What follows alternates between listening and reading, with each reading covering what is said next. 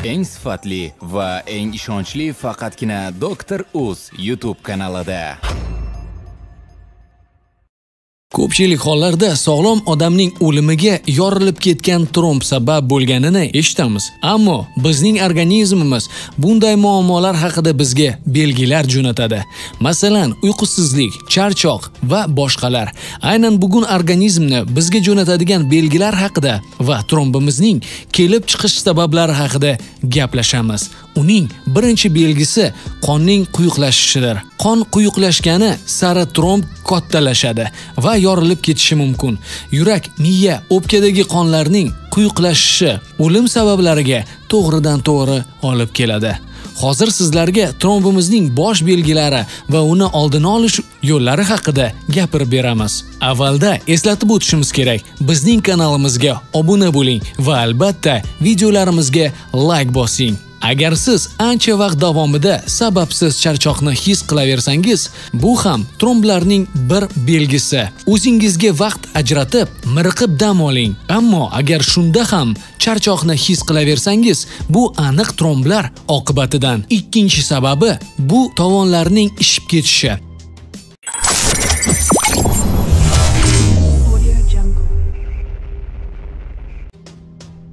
Agar tana a'zoyingizni qayerdadir ishib ketadigan bo'lsa va ayniqsa bu oyoqlarning tovoni bilan sodir bo'lsa, bilingki, bu ham tromblarning oqibatidan. Bundan tashqari, tananing ma'lum qismi rangini o'zgartiradi.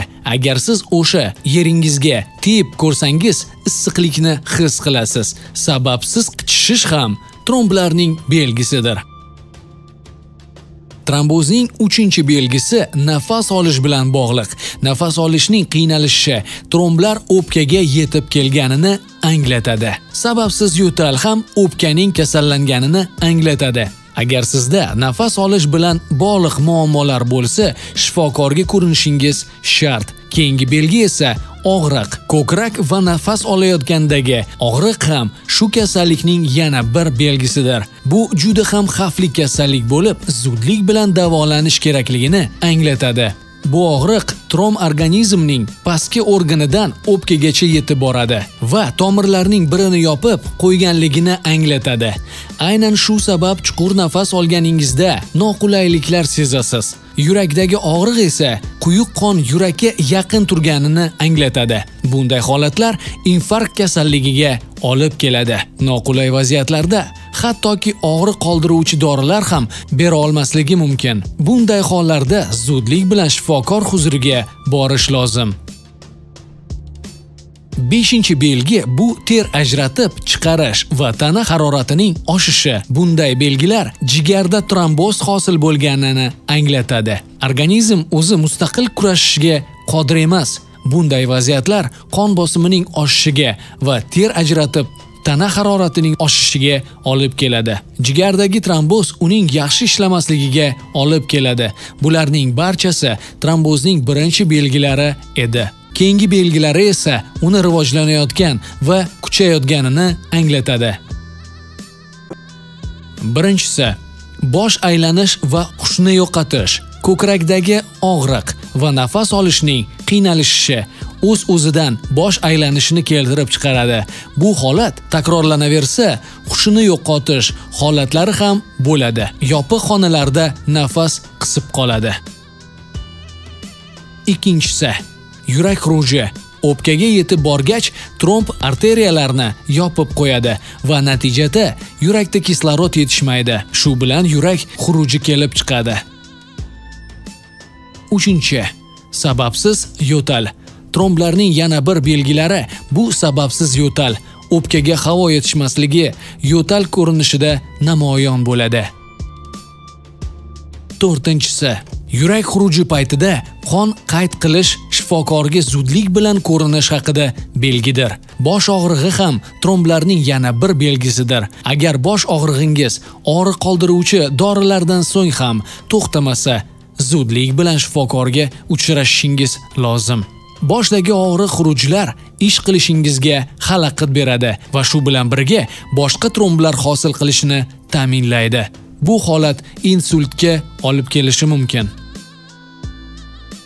5-chisi, Tomirdagi og'riqlar.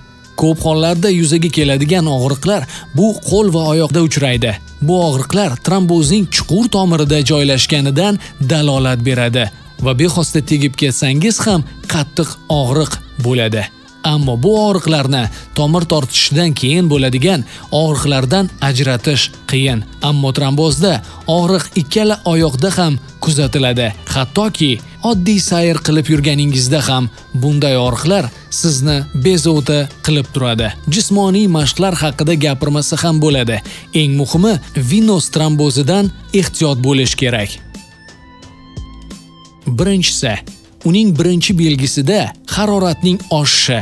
Bu kasallik vaqtida tromb bor joyda harorat oshadi. Xona haroratiga qaramay tana issiq bo'ladi va qichishish ham paydo bo'ladi. Bu qon aylanishining natijasida kelib chiqadi. Ikkinchisi, tomirlarning qizarishi. Uning yana bir belgisi tana bilan birga ketgan tomirning qizarishi. Bunday holatda uning harorati ham tananing boshqa a'zolariga nisbatan issiq bo'ladi. Qizarishni ko'rgan zahotingiz zudlik bilan shifokor huzuriga borishingiz kerak. Uchinchisi, oyoqning o'rta qismidagi og'riqlar. Kasallikning yana bir belgisi oyoqning o'rta qismida og'riqlar paydo bo'lishidir. Bu og'riqni tomir tortishish bilan adashtirib yubormasdan vaqtida shifokorga ko'rinish kerak. Odatda u sekin astalik bilan boshlanib, og'riq haftagacha kuchayadi va cho'ziladi. Ayniqsa, jismoniy mashqlar bajarayotgan paytingiz kuchayadi. To'rtinchisi, terining rangi o'zgarishi. Terining rangi o'zgarishi organizmda muammolar bo'layotganidan xabar beradi.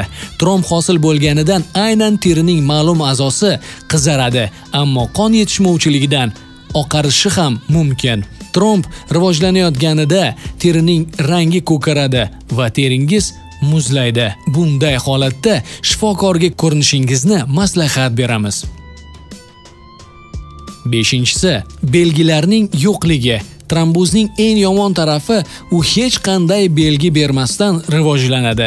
Tana haroratining o'sishi va qizarishlarni hamma ham payqavermaydi. Har doim ham bu kasallikning belgilarini payqash imkoniyati bo'lavermaydi. Shu sababli organizmingizga e'tiborliroq bo'ling. Ushbu belgilar qonning quyuqlashib ketganidan dalolat beradi. Natijada esa charchoq hissini uyg'otadi. Xonani haroratiga qaramay, tana harorati ko'tarilaveradi va tanada qizarishlar paydo bo'ladi. Ko'p hollarda bu kasallik pastki organlarda paydo bo'ladi. Shu sababli bu belgilarga e'tibor berishingiz lozim. Avvaliga bu belgilar jismoniy mashqlar vaqtida paydo bo'lib ham dam olganingizdan so'ng o'tib ketadi. Rivojlangani sari oddiy holatda ham paydo bo'laveradi. Masalan, tomirlarning kattalashishi natijasida qo'l va oyoq qismining ishishi, turli a'zolardagi og'riqlar. Agar siz jismoniy mashqlardan so'ng ko'krak qismidagi og'riq sezsangiz, bu tromblarning yurakda hosil bo'lganini anglatadi. Jismoniy va ruhiy og'riqlar charchoqni keltirib chiqaradi. Bu og'riqlar qanchalik sekin bo'lmasin, ammo davomiy bo'ladi. Noqulay holatlar butun tanaga tarqalishi mumkin. Bosh miyadagi muammolarni ko'zning xiralashishi, diqqatni jamlamaslik, quloqdagi shovqindan bilib olsa bo'ladi. Shu bilan birga xotirani yo'qotish, yuz qismining tomir tortishishi ham uchrab turadi. Bunday o'zgarishlar kuniga bir necha marotaba sodir bo'lib turadi. Oshqozon trombozini esa og'riqlar va spazmdan bilib olsa bo'ladi. Bunday og'riqlar jismoniy mashq va qanday taom iste'mol qilganingizga qaramay deyarli har doim bir xil bo'ladi.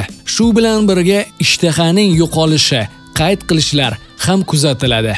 Agar siz organizmda bunday belgilarni bittasini bo'lsa ham kuzatgan bo'lsangiz, shifokorga ko'rinishingizni maslahat beramiz.